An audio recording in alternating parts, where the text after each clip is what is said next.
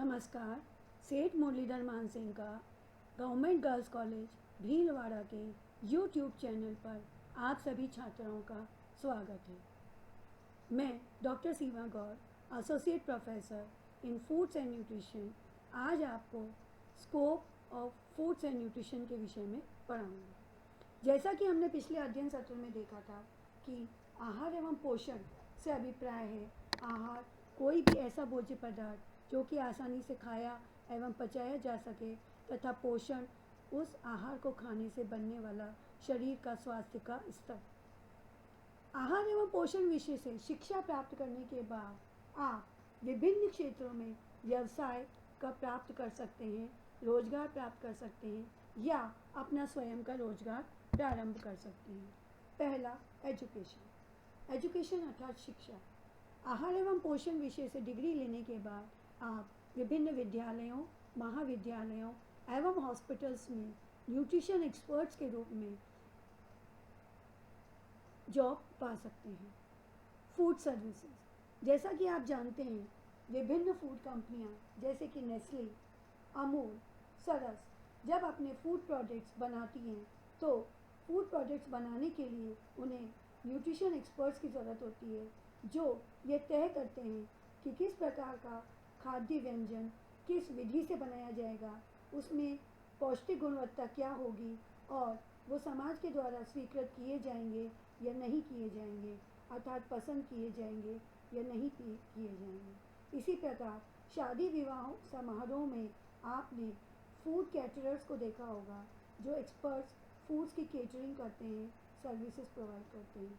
Restaurants में भी food एवं न्यूट्रिशन एक्सपर्ट्स की आवश्यकता होती है जो तरह तरह के व्यंजनों की न केवल योजना बनाते हैं बल्कि उन व्यंजनों को बनाने का तरीका और उन व्यंजनों को सर्व करने का तरीका भी बताते हैं। इस प्रकार से फूड सर्विसेज के क्षेत्र में न्यूट्रिशन एक्सपर्ट्स की आवश्यकता न केवल फूड कंपनीज़ को बल्कि केटरिंग सर्विसेज में और रेस्टोरेंट्स में भी होती है। हेल्थ केयर वो सर्वाधिक बड़ा क्षेत्र है जहाँ पोषण विशेषज्ञों की आवश्यकता होती है। हॉस्पिटल्स एवं क्लिनिक्स में जो डाइटिशियन होते हैं वो पेशेंट्स को, रोगियों को सलाह देते हैं कि उन्हें अपने आहार में किस प्रकार का भोजन लेना चाहिए जिससे उनका स्वास्थ्य उत्तम बन सके। यह वह क्षेत्र है जहाँ न केवल काउंसलिंग की जाती है बल्कि फूड एडमिनिस्ट्रेशन अर्थात भोजन की मैनेजमेंट भी किया जाता है कि भोजन किस तरह का भोजन बनेगा, कैसे सर्व किया जाएगा और किन लोगों को दिया जाएगा, और शोध भी किए जाते हैं। डिसेमिनेशन अर्थात प्रचार प्रसार। आप इस क्षेत्र से शिक्षा प्राप्त करने के बाद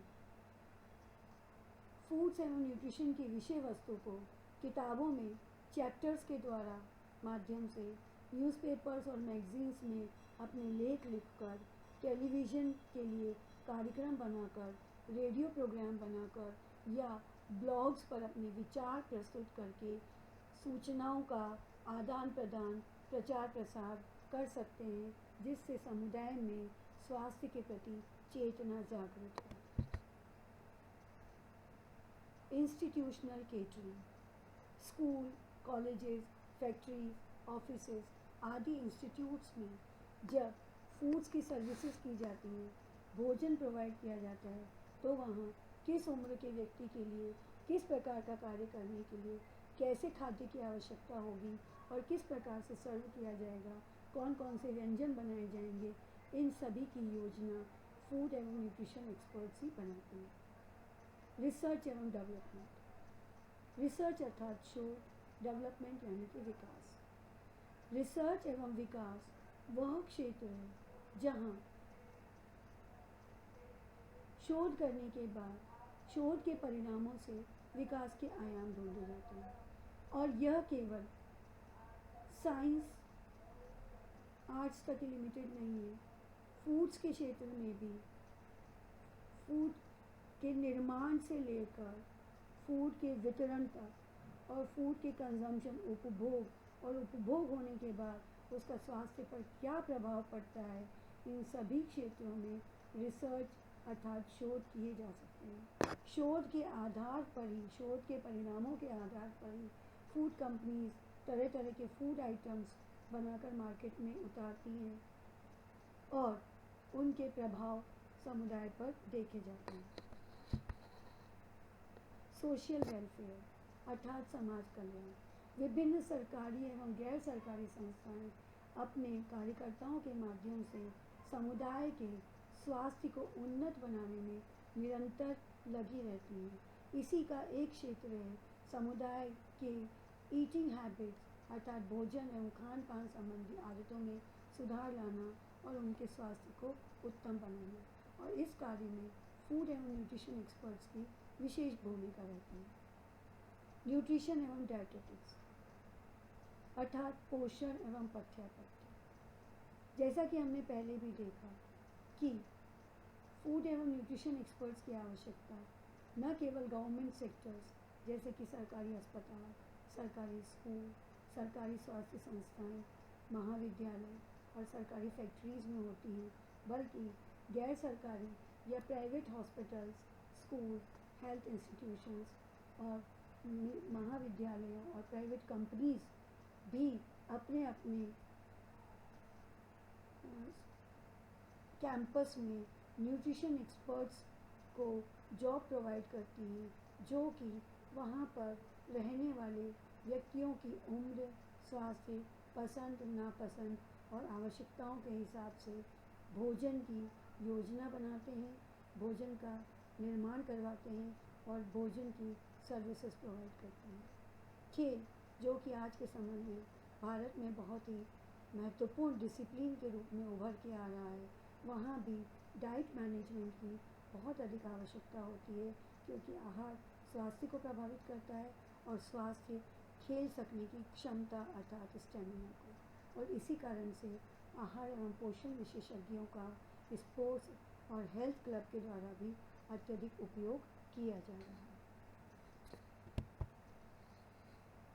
फूड प्रिजर्वेशन में आहार एवं पोषण क्षेत्र से अध्ययन करने के बाद स्टूडेंट्स बहुत कम पूंजी लगाकर अपना स्वयं का प्रिजर्वेशन सेंटर खोल सकते हैं, चाहे वो घर पर हो, चाहे घर के पास छोटी सी जगह लेकर हो। यहाँ ये बहुत कम प्रयास और न्यून प्रशिक्षण के द्वारा विभिन्न सीजनल फूड्स जैसे कि आम, टमाटर, आम के अचार, मुरब्बे, जैम, जेली, आंवले के अचार, आंवले का मुरब्बा, जैम, जेली, आंवला कैंडी और अन्य फलों के अचार और जैम, जेली, मुरब्बे, शरबत इत्यादि बनाकर बाज़ार में बेच सकते हैं।